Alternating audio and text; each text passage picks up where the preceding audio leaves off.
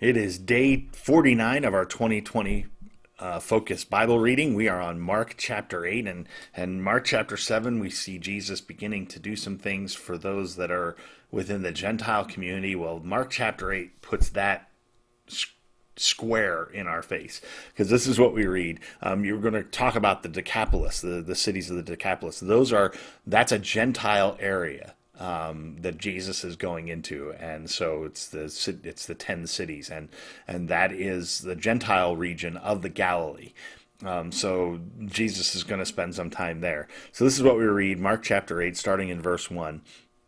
During those days, another large crowd gathered. Since they had nothing to eat, Jesus called his disciples to him and said, I have compassion for these people. They have already been with me 3 days and have nothing to eat. If I send them home hungry, they will collapse on the way, because some of them have come a long distance. His disciples answered, But where in this remote place can anyone get enough bread to feed them? How many loaves do you have? Jesus asked. 7, they replied. He told the crowd to sit down on the ground. When he had taken the 7 loaves and given thanks, he broke them and gave them to his disciples to distribute to the people, and they did so. They had a few small fish as well. He gave thanks for them also and told the disciples to distribute them. The people ate and were satisfied. Afterward, the disciples picked up 7 basketfuls of broken pieces that were left over. About 4,000 were present. After he had sent them away, he got into a boat with his disciples and went to the region of Dalmanutha. The Pharisees came and began to question Jesus to test him. They asked him for a sign from heaven. He sighed deeply and said, Why does this generation ask for a sign? Truly, I tell you, no sign will be given to it. Then he left them, got back into the boat, and crossed to the other side. The disciples had forgotten to bring bread except for 1 loaf they had with them in the boat. Be careful, Jesus warned them. Watch out for the yeast of the Pharisees and that of Herod. They discussed this with one another and said, It is because we have no bread. Aware of their discussion, Jesus asked them, Why are you talking about having no bread? Do you still not see or understand? Are your hearts hardened? Do you have eyes but fail to see and ears but fail to hear? And don't you remember? When I broke the 5 loaves for 5,000, how many basketfuls of pieces did you pick up? 12, they replied. And when I broke the 7 loaves for the 4,000, how many basketfuls of pieces did you pick up? They answered, 7. He said to them, Do you still not understand? They came to Bethsaida, and some people brought a blind man and begged Jesus to touch him. He took the blind man by the hand and led him outside the village. When he had spit on the man's eyes and put his hands on him, Jesus asked, Do you see anything? He looked up and said, I see people. They look like trees walking around. Once more, Jesus put his hands on the man's eyes. Then his eyes were opened, his sight was restored, and he saw everything clearly. Jesus sent him home, saying, Don't even go into the village. Jesus and his disciples went on to the villages around Caesarea Philippi. On the way, he asked them, Who do people say I am? They replied, Some say John the Baptist, others say Elijah, and still others one of the prophets. But what about you? He asked. Who do you say I am? Peter answered, You are the Messiah. Jesus warned them not to tell anyone about him. He then began to teach them that the Son of Man must suffer many things and be rejected by the elders, the chief priests, and the teachers of the law, and that he must be killed and after 3 days rise again. He spoke plainly about this, and Peter took him aside and began to rebuke him. But when Jesus turned and looked at his disciples, he rebuked Peter. Get behind me, Satan, he said. You do not have in mind the concerns of God, but merely human concerns. Then he called the crowd to him along with his disciples and said, Whoever wants to be my disciple must deny themselves and take up their cross and follow me. For whoever wants to save their life will lose it, but whoever loses their life for me and for the gospel will save it. What good is it for someone to gain the whole world yet forfeit their soul? Or what can anyone give in exchange for their soul?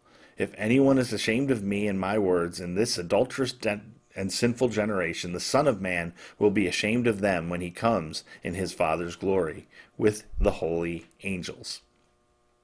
All right, so he's in the Decapolis to start this, and he feeds this crowd of 4,000 people. Now there have been some scholars who are like, well, is this just Mark mixing up the story? There's the feeding of the 5,000, then there's this feeding of the 4,000. No, these are two separate things. One was done for a primarily Jewish crowd. The next is done for a primarily Gentile crowd. And this is just, again, Mark is expanding the territory of Jesus. And yeah, not only does Jesus feed the 5,000, and at the end of that, there's 12 basketfuls left over, the 12 tribes. This gives you an idea of that kind of metaphor. And so then Jesus feeds the 4,000, and he feeds them, and there's 7 basketfuls left over. Now, there's been a lot of speculation. What does that 7 mean? Some people say, well, that's like, God created everything. All of creation was finished in that 7-day period. And so there's a sense of wholeness and kind of universality. And so that's actually, I think, a fairly legitimate thing. There's also talk about there were 7 Gentile nations that were in the promised land when the children of Israel came in to take it over and conquer it. And so maybe that's just a way of illustrating the 7, basically the promise that was given to Abraham that the children of Israel would be a blessing to all people. Well, here's an opportunity for God to be a blessing to all people and not just the Jews in the promised land. So I think any of those are valid. It is interesting, though, that when he's talking about this, the description that's given in verse 7 is they had a few small fish as well. In the first miracle, the feeding of the 5,000, the word that's used for fish was actually describing a larger fish, and this one talks about a small fish. And here's the funny thing. In the place where the feeding of the 5,000 happened, when you fish in that area, you catch larger fish. Actually, what we have as modern-day tilapia, that was the kind of fish that they were catching in the feeding of the 5,000 for the region that Jesus was in. In the Decapolis region, they were actually more like, little tiny fish. And so it's interesting because the author here is getting even the size fish or the breed, the type of fish right for the area that Jesus was in. Because in that area of the Galilee, there were small, almost like sardine-sized fish. And so it just kind of lets you know, this isn't somebody making up a story somewhere far, far away from the actual area.